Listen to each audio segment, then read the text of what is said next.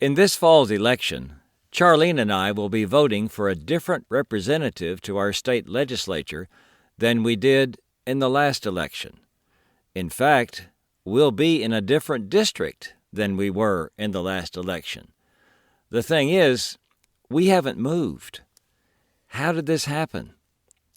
It happened through the mysterious, sometimes comical, often frustrating, deeply political process known as redistricting. Quite likely it's affecting you also, as it is many other voters in the country. We'll take on the topics of redistricting and reapportionment on today's Exploring History podcast.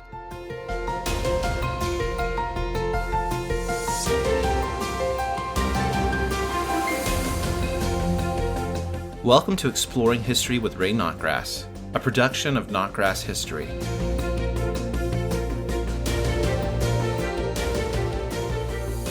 This fall, the United States will have what we call an off-year election. This means that the election this year includes a federal election for all seats in the U.S. House of Representatives and for one-third of the seats in the U.S. Senate, but not for president. Usually, in an off-year election, the party that holds the White House loses seats in Congress, although this does not happen every time. What adds additional drama to this year's election is that it will be the first one held on the basis of the 2020 census. A new census leads to reapportionment or redistribution of seats in the U.S. House of Representatives and redistricting of election districts on the congressional, state, and local levels throughout the country. We'll explain what all this means. The U.S. Constitution calls for the federal government to conduct a census every 10 years. The census has taken place without fail every 10 years since 1790. The original purpose of the census was to determine the number of seats each state would have in the U.S. House of Representatives. Each state, large or small, has 2 seats in the U.S. Senate, yet the U.S. Constitution states that the number of congressmen each state has in the House of Representatives depends on the state's population. The larger the state's population, the more seats it has in the House. For many years, the only change as a result of the census was that, as the population grew, the total number of seats in the House grew also. The first Congress that met in 1789 had 65 seats in the House. After the 1790 census, that number grew to 105. The number of seats in the U.S. House of Representatives continued to grow until the 1910 census, when the House reached 435 members. Members of the House were finding that conducting business with such a large number was difficult. That was one issue. Then the 1920 census revealed not only a larger population, but the increasing shift in population from rural areas to urban areas. So Congress had to decide whether to add more seats, as it had always done after the census, or redistribute or reapportion the 435 existing seats among the states. Reapportionment would mean that states growing more slowly or not at all would lose one or more seats. This was not a popular possibility in those states. Faced with the need to make a courageous political decision after the 1920 census, Congress did nothing. Finally, in 1929, just before the 1930 census, Congress passed the Reapportionment Act. This law stated that the permanent size of the House would be 435 members, and that the House would reapportion these seats among the states as fairly as possible following each census every 10 years. This is what has happened every 10 years since then, with one exception. When Alaska and Hawaii became states in 1959, the House gave each new state 1 seat. This temporarily increased the size of the House to 437 members. But then, following the 1960 census, the House reapportioned the regular 435 seats among the 50 states. The Constitution guarantees that each state will have at least one member in the House. The populations of the states change constantly. Some change rapidly, while others change slowly. Some states, especially in the Northeast and Midwest, have lost population in recent decades and thus have lost seats in the House. States in the South and West have gained population, and thus they have gained seats in the House. As a result of the 2020 census, Texas gained 2 seats, and Colorado, Florida, Montana, North Carolina, and Oregon each gained 1 seat. Meanwhile, California, Illinois, Michigan, New York, Ohio, Pennsylvania, and West Virginia each lost 1 seat. California has the largest delegation to the U.S. House with 52 seats. Texas has 38 seats, Florida has 28 seats, and New York 26 seats.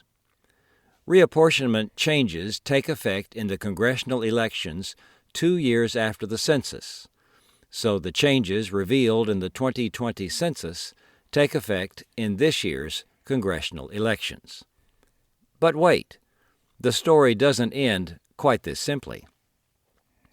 Somebody has to decide how the new congressional districts will be divided up, and the final say in this matter falls to each state's legislature. Even if the number of a state's representatives in the U.S. House doesn't change, the legislature still has to review the congressional districts to make sure they are as evenly divided as possible on the basis of population. The members of each political party in a state legislature wants to ensure that their party's representatives have a firm hold on their districts while trying to gain control of the districts held by the other party's representatives, or at least make the elections in those districts more competitive. So, legislatures tinker with the borders of the congressional districts to achieve those ends. This involves such matters as deciding how they assign urban areas, which they assume will have more Democratic voters, and rural areas, where voters tend to be more Republican. Statisticians for each party know how various precincts tend to vote, so they know which areas they want to have in their districts and which areas they want to try to put in someone else's district. The result of all this district reviewing and line redrawing is that relatively few of the 435 seats are truly competitive. It's been said that this process allows representatives to choose their voters, instead of voters choosing their representatives. By far, most districts are considered safe seats for one party or the other. So when an election does result in a large turnover from one party to another in the House, it indicates a significant political change. So far, we have only discussed redistricting for the U.S. House of Representatives. The same process takes place after each census for districts in each state's legislature. Moreover, local voting precincts have to be reviewed also, so that representatives in city and county governments represent approximately the same numbers of people in each locality. Sometimes you will hear members of one political party accuse the other party of gerrymandering districts for political advantage. The term and the practice of drawing odd district lines for political advantage goes way back in American history. In Massachusetts in 1812, when Elbridge Gerry was governor, the legislature drew an oddly shaped district for a state Senate seat that looked like a snake or a lizard on the map. A newspaper's political cartoonist drew the district and added a head, wings, and claws to make it look like a dragon or salamander and called it a gerrymander. The term has been used ever since. And rest assured that both major parties try to take advantage of the process. Whatever party is in the majority in the legislature wants to tilt things its way, and the members of the other party say, "Just you wait till we're in the majority." Now back to congressional redistricting. Since the redistricting process can take months and involves a lot of political wrangling that never pleases everybody, leaders in some states have tried to take the job out of the hands of the legislature and put it in the hands of an appointed commission. However, things still aren't that easy. Some commissions can only recommend a congressional map to the legislature, while in other states the commission's work is binding, except, that is, if the opposition party or individuals bring a lawsuit in court seeking reconsideration. How the commission is formed also varies from state to state. Some states include elected officials from the two parties on the commission, while other states have commissions that officially include only nonpartisan members. But then, who nominates the supposedly nonpartisan commission members can also reflect a partisan influence. It's just hard to take politics completely out of such a partisan effort. The state of Iowa may have one of the most truly nonpartisan redistricting commissions in the country. In 1980, the Iowa legislature assigned the job of congressional redistricting to the Legislative Services Agency, which is part of the state government. The agency devises a plan based on population, trying to put a mix of rural and urban voters in each of the state's 4 congressional districts. The legislature cannot propose amendments to the plan, but simply casts an up or down vote on the plan submitted. If the legislature rejects it, the agency tries twice more, and then the process must go to the state Supreme Court.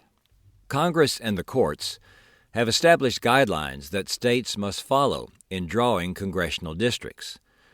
Districts must have as equal a population as possible within a state. Districts must be contiguous. In other words, they cannot be made up of areas that don't touch each other. Districts must be as compact as possible and must divide counties and communities as little as possible. The racial and ethnic composition of districts is an issue that draws special attention. Since the 1965 Voting Rights Act, states must not divide racial or ethnic populations among 2 or more districts so as to weaken their voting strength.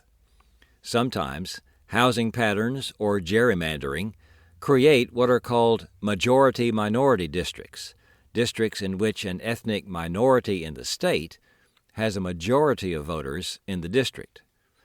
Minority groups have sometimes been subjected to efforts that have come to be called packing and cracking. Packing involves putting a large number of minority voters into a single district so they won't influence elections in other districts. Cracking involves dispersing members of a racial minority among several districts to weaken their comparative voting strength. Another practice is called stacking, which means putting a large number of certain categories of voters into a district, but not enough to outweigh the majority of voters in that district. The current situation in Louisiana is a case in point. The state's black population is 30% of the state's total, but the way the congressional districts are drawn, only 1 of 6 congressmen elected in the state is reasonably expected to be black. This would appear to minimize the black vote. In late June, the U.S. Supreme Court ruled that the state would have to use the existing map in this year's election.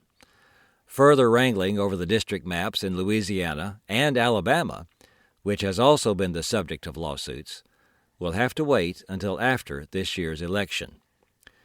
The Louisiana decision brought an end to the suits filed over the latest redistricting efforts, in which a total of 72 lawsuits were brought in state and federal courts across the country. Just as beauty is in the eye of the beholder, so electoral fairness is in the eye of the party. What seems fair to one party is often blatantly unfair to the other party, and so the battle continues. Here's the good news. For the 6 states that have only 1 congressman, they don't have to go through the congressional redistricting process. Now, for many years, courts were reluctant to become involved in redistricting cases, saying that they didn't want to get tangled up in what they called political questions. This changed, however, in the early 1960s. At that time, the Tennessee legislature had not gone through the redistricting process in over 60 years. As a result, the state's growing urban areas were grossly underrepresented in the legislature. In the case of Baker v. Carr, 1962, the U.S. Supreme Court said this situation violated the Equal Protection Clause of the 14th Amendment of the U.S. Constitution. The court established the principle of one man, one vote, meaning that the value or weight of one person's vote should be as nearly equal as possible to that of every other person's vote.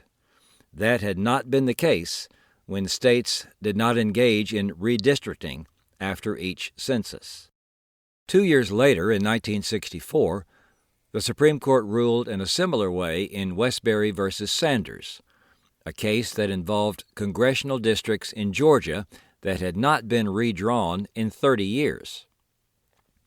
That same year, the court held in Reynolds v. Sims that seats in both houses of a state legislature had to be based on proportional population. Seats in the Alabama State Senate were based on counties, but counties in the state had widely diverging populations. The court ruled that basing the state Senate on county lines also denied equal protection. Defenders of the practice drew the parallel to the U.S. Senate, which gives the same membership to each state regardless of population. However, the Supreme Court said that the parallel did not apply, since states had sovereignty on their own, but counties were simply extensions of the state government, and thus did not have sovereignty within themselves. The court held that the issue of representation was not a political issue, but an equal rights issue. The reapportionment of the 435 seats in the House of Representatives is fairly straightforward, but redistricting congressional and state districts within the states is usually highly political and controversial. Millions of American voters will go to the polls this fall and vote for local, state, and federal representatives. If you are of voting age, I urge you to exercise your right to have a say in who represents you in government. That's one important way we can have an influence in the governing of our country. I'm Ray Notgrass. Thanks for exploring history with me today.